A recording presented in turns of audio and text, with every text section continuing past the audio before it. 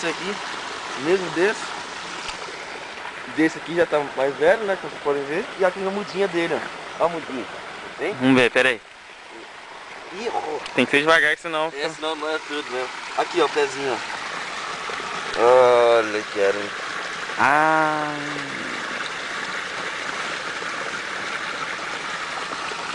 Aqui são as nossas galinhas, né?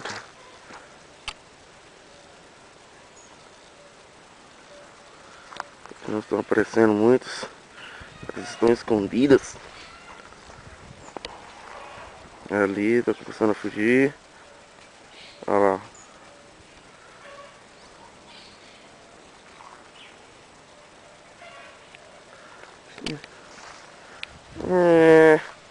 O stop é onde mesmo? Aonde você apertou ali mesmo, hein? Nós... Imaginou? Acabei de perder um vídeo muito bom. Era ali da quebra do Rico d'Água. Matezinho, tá morto?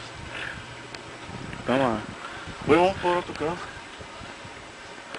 Olha o barulho dele aqui. Olha o barulho dele. Tucano. Ó. Periquito.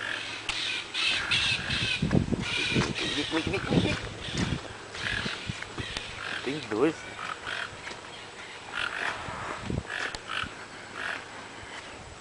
Não vai dar tempo não, tá?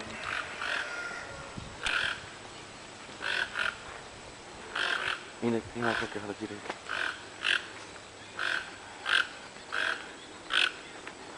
Conseguiu ver?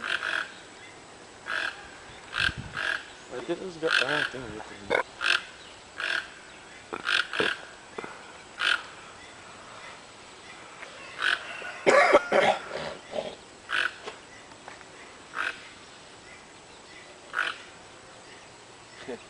Encanado.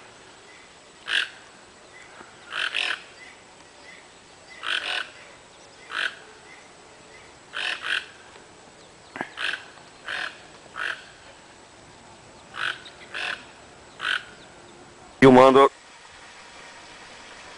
Estamos aqui, como sempre, tomando um matezinho toda manhãzinha, fim de semana, quando a gente tá na chácara. É de praxe a gente tomar o nosso matezinho. Ó, agora ficou claro. Mas é isso aí. Estamos aí na atividade. Morar pras crianças? Vou mostrar meus outros leitinhos aqui. Esse aqui é top teu. Aqui, esse aqui também peguei lá no congresso, junto com aquele congresso da engenharia. Uma árvore, uma muda da árvore nativa do cerrado. E uma outra do lado dela. Também característica do cerrado, bem pequenininha. Não pega muito sol aqui. Ficou meio difícil pra elas, né, coitadas, fazer fotossíntese bonito mesmo. Esse aqui, esse